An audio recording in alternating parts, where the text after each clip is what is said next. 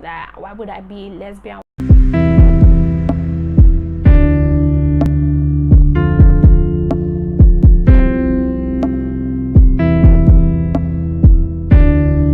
Guys, welcome back to my YouTube channel. Good morning. How are you? I hope you guys missed me because I missed you.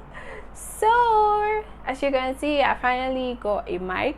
Actually, a friend of mine got a mic for me as my birthday gift. Thank you, baby girl. So if you're new to my channel, don't forget to subscribe and turn on your post notification. So today is story time with Ada. I'm going to be telling you about an experience I had in secondary school, what that would have led to me being suspended, basically. So let's get into the video. So I was in SS3 when this thing happened. Yeah, I was broke. I didn't have provision. I didn't have pocket money at that point in time, and it was it towards YX time or so. Yeah, so I called my mom. I was like, "Mommy, I don't have provision. I don't have money." And same thing with my sister. I was like, we're both broke and everything. And she was like, she's out, like she's not around. She wasn't even in the country. That we have to wait till she comes back. I was like, okay, mommy. But I felt I was a big girl, and I felt okay, I should actually do things my own way. Then I now decided that okay, I was going to leave school and go to my auntie's house to see if I can get anything. But then common sense not tell me that Ada, you could actually call her on the phone and then she would come and see you. But I don't know what I was thinking. And then I went to ask some other group of girls, and they were like, oh yeah, they wanted us to go home. I was like, okay, fine, no problem, let's go home together. We went to meet the senior boarding house mistress to give us exit for us to go home, and she was like, she can't give it to us. And by the way, Ada, you're not a PhD student, so why are you going home? And then I explained to her, and she was like, just be patient, your mom is going to be back soon, so why are you in a hurry? But like, no, Ada is never patient with anything in her life. I don't even understand what that was. So I now said, okay, I mean, I will find a way to leave school. And I followed them now. We went to meet a PhD teacher, and she signed it, and she included my name because she didn't know I was not a PhD student. And then I went home. They asked me for my exit, and I told my auntie that yes, they gave me exit card that is with my friend. And that was how the lie just left, like she didn't bother, since I had like exit card and everything. So I was so happy and I was so relaxed. I came to school the next day peaceful. My friends were like, hey, at a bad beach, Aspa, bad beach, you now get crash. I was not like, I'm a big girl now. Okay, get crash basically means you leaving school without proper permission. So I was like, yes, now I'm a big girl. Aspa SS3 chick, SS3 E babe, because I was in E class. So I was like, yeah guys, blah blah, I brought food for you people. I give them food, they finish eating. The next day, that same day, I went back home. I was supposed to come back that day. I still went back home feeling like a boss. I came back to school the next day, and then that was when the corporal master now actually stopped me at the gate and said, where's my red collar? Because he felt I was a day student, but I wasn't. And I was like, I didn't wear my red collar shirt. He was not like, where's your receipt to show that you actually paid your school fees? And I was like, oh, it's in my bag. And I brought out my friend's receipt. Then it was at this moment that he knew, when I knew he fucked up. It was the end. He now called me back. He was like, he wants to see my notebook.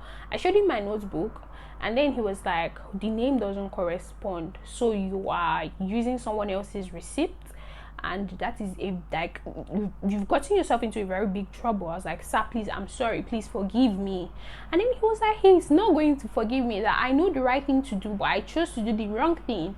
And the fact that I was a border and I literally gate crashed and I was forging receipts, like all those things, I didn't even have red collar or anything. I was begging for forgiveness. The man said he wasn't going to forgive me, and I was like, okay, no problem. He said I should go back home and get my receipts, which I did. Coming back to school, I was begging him, sir, please. And I don't know if like my secondary school classmates watching this, you guys know how combat master was. He doesn't used to hear sorry. It was like, okay, he was going to flog me and then fashi the whole case, but like he won't tell principal about it. But any day I get into trouble, he's going to remember this one. I was like, okay, sir. And his cane is very painful, so just put your hand out and then he'll be flogging you. I don't know what his problem was. That day he said I should put my hand like this. I didn't even have the choice to do this one or this one as per to interchange. I had to put my hand like this and he was literally flogging me. You know how they flog you as if you're an animal, and then the thing was moving to my skin. You see my hand here like this, mark. And that for me in bad bitch. Now I entered school. I went to meet my best friend then. And then she was like, "Guy, what happened? I'm not showing my hand. How come bad master flogs me and everything?" She was like, "Guy, had I even entered trouble?" I was like, "What did I do?" She now said, Orumade came to the hostel to look for you guys. I was like, "What?" That's the end. That they said you guys went to your boyfriend's house, that you're in trouble, that they've already told vice principal already. I was like, "Guy, what will I do? Like, what's this?" I didn't even know.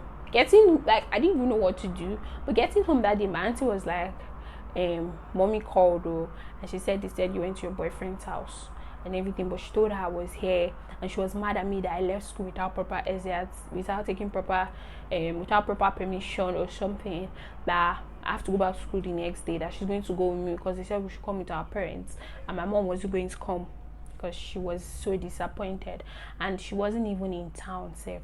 So I was like, okay, now no pee, that we'll go. We came to school. We went to my auntie that lived in like one of my auntie's house. She lives in the school premises because she was part of the board of directors. So we went to her house and she was talking to me that I was very notorious, that she was tired of everything she was hearing about me and everything. So she doesn't even know how she was going to defend me.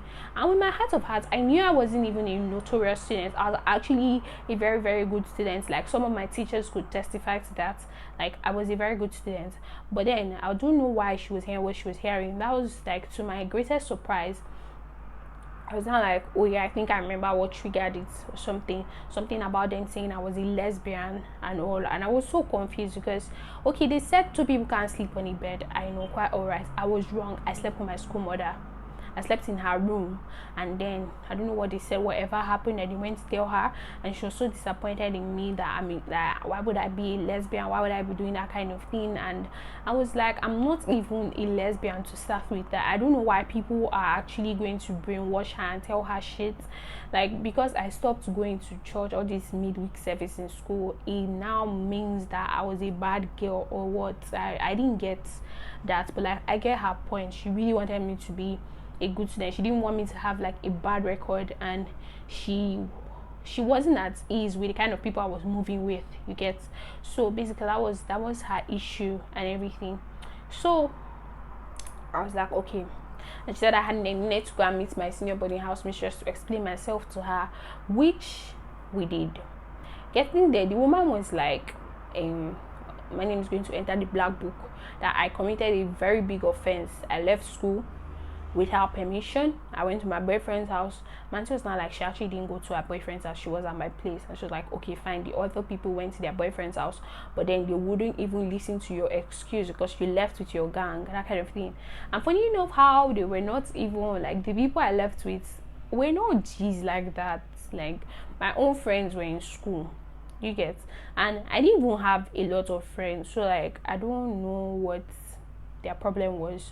So Shasha, the woman, I told my auntie to go, that my other auntie will handle the whole thing, that she shouldn't stress, she'll see what she can do about the whole issue so I don't get suspended.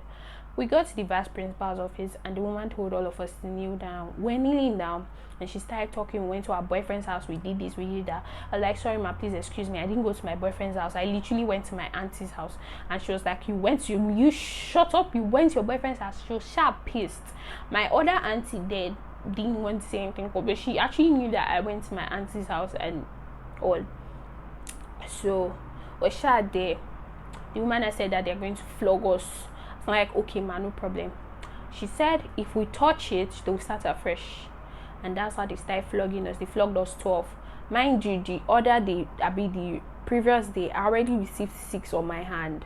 So me not touching it means I was going to take 24, because there's no way I would stay without you flogging me and I'll not do like this or I'll not do like this. I hate skin. I hate it. I'm not an animal, so like I don't even like when people flog me. See, insult me all you can. Let me cry that way, but like don't flog me, because it leaves scars on your body. You get? So they flogged me. They finished flogging me. That was not enough for them. They said they were going to announce our names on the assembly ground, which they I was like, wow, that was the worst thing. And they're still going to flog us again on the assembly ground. Before we left the woman's office, they were not like, look at them, they're very notorious, they're always moving around with boys. I was now confused. Where is this one coming from? Moving around with boys, as per what? As per what's that supposed to mean? Funny enough, how I didn't even have guy friends. I didn't have, except the one I called my boyfriend then. Hey, sorry. Except the one I called my best friend. Please, I didn't have a boyfriend in secondary school. Except the one I called my best friend then. Then they will not say Nick, Tommy, David, and Kings. Those were like the only people I talked to all the time. Yeah. So like I was so confused. Okay, yes, and my class boys, class boys, because we're like a family. So basically I always spend time with them and then I talk to them. But them saying that I'm always hanging around with boys that were bad children, what this, what that, I don't understand. You relating with a boy actually does not mean you're doing anything with the boy.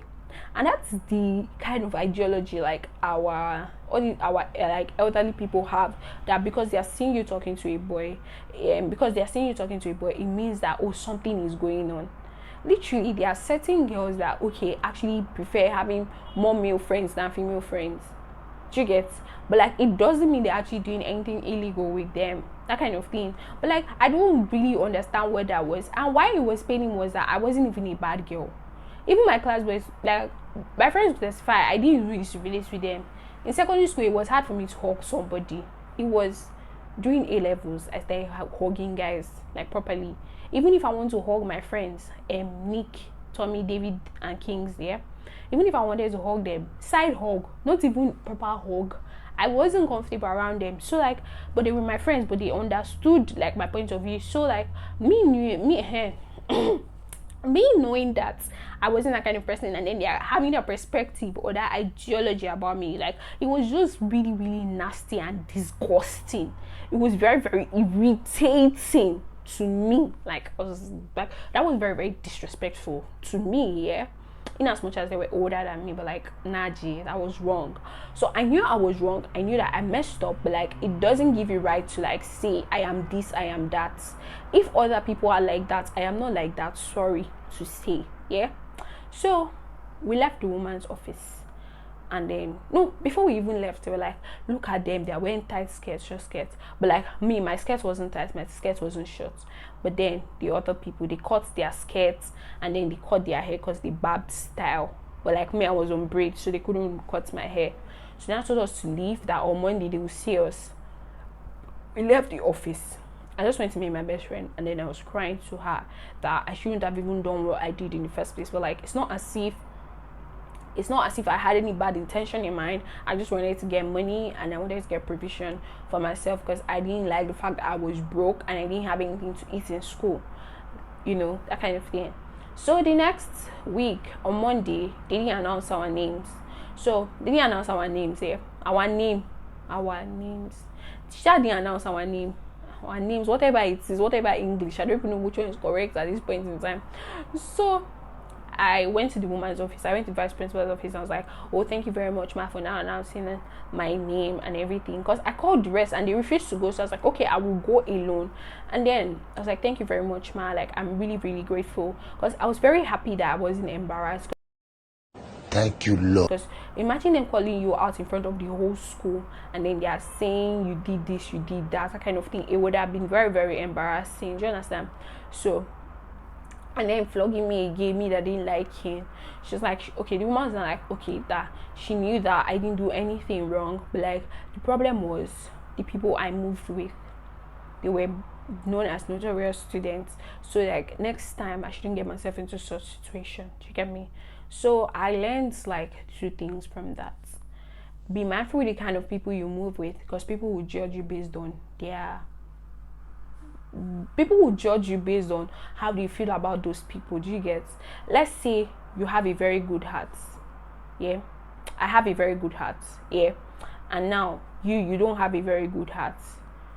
Like, you're actually known as a very wicked person, but you're not. So it's just like a scenario. Yeah, then I'm not moving with you.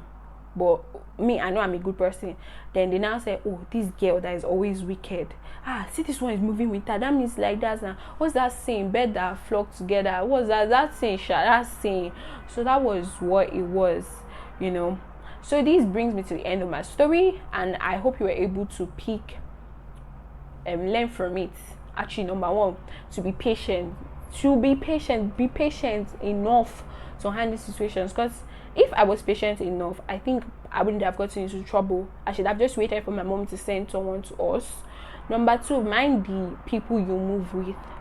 And number three, what's the second one? What's third? What's third one? I don't know. Whatever you were able to pick, whatever you were able to pick,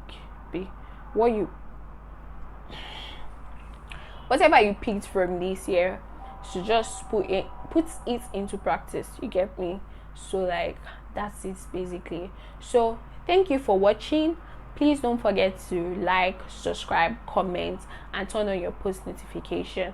As usual, you sharing my video will actually mean a lot to me. So please tell a friend to subscribe to my YouTube channel, and also stay tuned. Stay safe, guys. See you during my next video. Bye.